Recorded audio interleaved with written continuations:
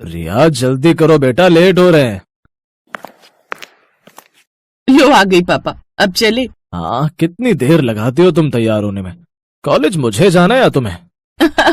वैसे पापा आप भी तो रोज जाते ही हो मेरे साथ। अरे वो तो मैं तुझे छोड़ने जाता हूँ। हाँ, और बस एक आप ही ऐसे पापा हो जो अपनी बेटी को रोज कॉलेज छोड़ने और लेने जाते हो। क्यों, तुझे कोई दिक्कत है क्या? हाँ बिल्कुल दिक्कत है। पता है मेरी सारी सहेलियां मजाक बनाती है मेरा, कहती है लो पापा की बेबी परी आ गई। तो ये तो अच्छी बात है ना, तू है ही अपने पापा की परी। रहने दो ना पापा, बातों में आपसे तो कभी नहीं जीत पाऊंगी मैं। रिया की बात सुनकर रामलाल हंस देता है और कार चलाने लगता है। रास्ते में रामलाल पुराने दिनों की यादों में खो जाता है। रामलाल का छोटा सा और सुखी परिवार था, लेकिन फिर एक दिन रिया की माँ की मौत हो गई और तब से रामलाल ने ही फैक्ट्री और रिया दोनों को अकेले ही संभाला। और फिर कॉलेज पहुँचने के बाद ओके पापा बाय। Okay bye. पापा की बेबी परी? उफ, गलती कर दी आपको बताकर, बाय। ठीक है बाय। और सुनो, मैं शाम को टाइम पर आ जाऊंगा, ठीक है ना? रामलाल अपनी इकलौती बेटी रिया से बहुत प्यार करते थे। वैसे तो रिया थोड़ी चंचल और जिद्दी थी, पर दिल की बहुत अच्छी थी।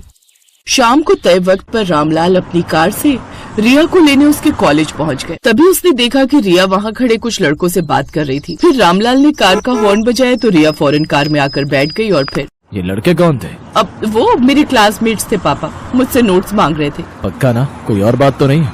वरना कुणाल को बता दूंगा। क्या पापा? कुणाल का नाम सुनकर रिया शर्मा गई। दरअसल कुणाल रामलाल के जिगरी दोस्त महेंद्र का इकलौता बेटा और महेंद्र के पूरे एम्पायर का इकलौता वारिस था। बचपन में ही रामलाल और महेंद्र ने उन दोनों की शादी तय कर दी थी और ये बात कुणाल और रिया दोनों जानते थे। खासकर रिया तो बस कुणाल और अपनी शादी का ही इंतजार कर रही थी। वो कुणाल को पसंद करती थी। और फिर आधे रास्ते में चलो उतरो। क्या हुआ पापा? अरे पानी पूरी नहीं खानी तुझे? हाँ, यू आर द बेस्ट पापा। जल्दी से 2 प्लेट पानी पूरी लगा दो यार। जी सर। ये लीजिए मैम। हाँ भाई, कुछ भी कहो, तुम्हारे हाथों में जादू है यार।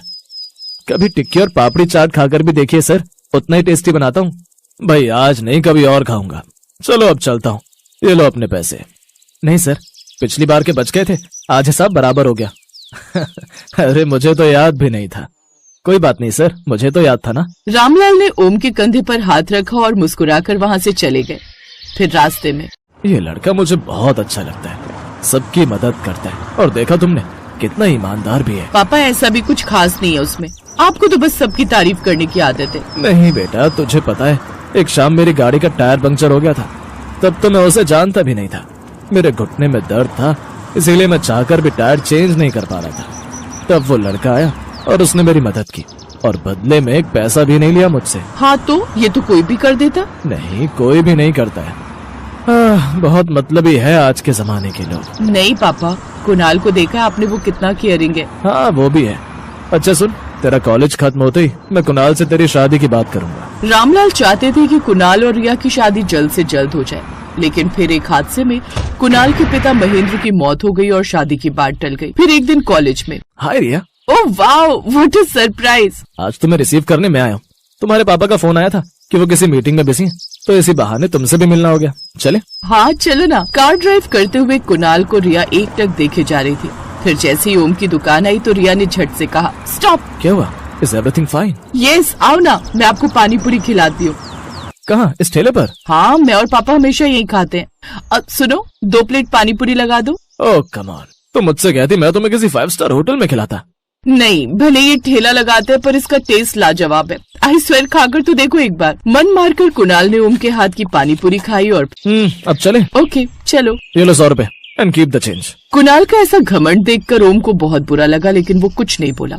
इसी तरह दिन बीतते गए और फिर एक दिन। तो बताओ क्या सोचा है शादी के बारे में? I am ready uncle. वैसे भी मेरे डैड ने आपको प्रॉमिस किया था कि मैं रिया से ही शादी करूं, तो मुझे तो उनका प्रॉमिस पूरा करना ही है। बस मैं यही सुनना चाहता था। तो बेटा डेट फाइनल करा लें।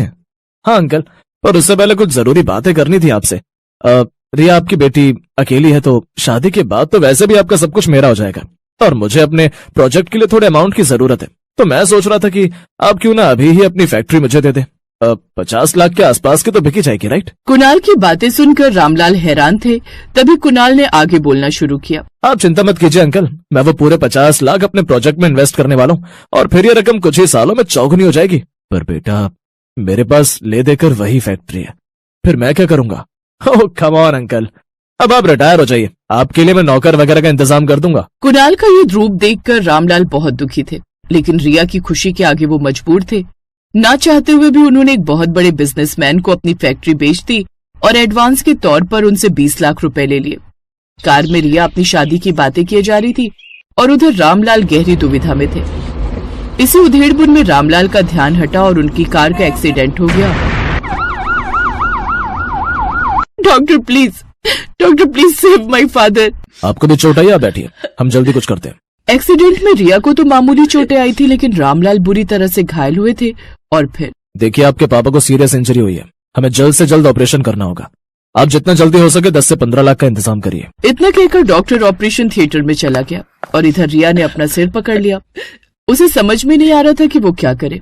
तभी उसने अपना फोन निकाला और कुणाल को फोन कर सारी बात बताई।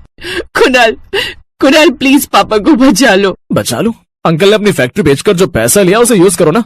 और हाँ सुनो, वैसे तो बात 50 लाख की थी, पर अब 40 भी मिलेंगे तो भी मैं तुमसे शादी कर लूंगा, ठीक है ना? Don't worry. उसने अगला फोन अपने पापा की फैक्ट्री के मैनेजर को किया और सारी सच्चाई जानने के बाद उसका दिल बैठ गया। हे भगवान, अब मैं कहाँ से लाऊं पैसे?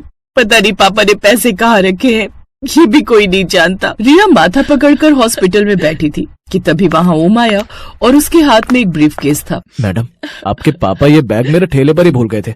अब मुझे तो पता नहीं था कि आपके पापा का है, और इसके मालिक का पता लगाने के लिए मैंने इसे खोलकर देखा था। इसमें ढेर सारे पैसे मैडम। अगर आपके घर गया तो पता लगा कि सर का एक्सीडेंट हुआ है। आप दोनों ठीक तो है ना? रिया ने झट से बैग खोला तो उसमें वाकई 20 लाख रुपए थे। रिया को लगा कि ओम उसकी जिंदगी में फरिश्ता बनकर आया है। उसने झट से काउंटर पर सारे पैसे जमा कर दिए और फिर ओम को सारी बात बताई। ओम अगले 2 दिनों तक रिया के साथ अस्पताल में ही रुका रहा। ऑपरेशन के 2 दिन बाद रामलाल को होश आया तो सामने ओम और रिया बैठे हुए थे। सर, आप ठीक है ना? अरे ओम, तुम यहाँ कैसे? सर, वो आप अपना पैसों का बैग मेरी दुकान पर भूल गए थे, मैं तो वही देने आया था। पापा, डॉक्टर्स ने 15 लाख रुपए मांगे थे, मुझे कुछ समझ नहीं आ रहा था। और कुणाल, वो तो बहुत बड़ा लालची और धोखेबाज निकला। ओम हमारे लिए फरिश्ता बनकर आए पापा। 2 दिनों से ही अपने घर नहीं गए, मेरी और आपकी देखभाल करते रहे पापा। ये नहीं आते तो पता नहीं क्या हो जाता। ये कहकर रिया रोने लगी। अब सब कुछ तुम्हारे सामने है रिया। एक कुणाल है जिसे तुमसे नहीं सिर्फ मेरे पैसों से प्यार है, और एक ओम है दिलदार, सच्चा और ईमानदार। अगले पल रामलाल ने ओम के हाथ में रिया का हाथ रख दिया। कुछ दिन बाद रामलाल पूरी तरह ठीक हो गए और उन्होंने धूमधाम से रिया और ओम की शादी कर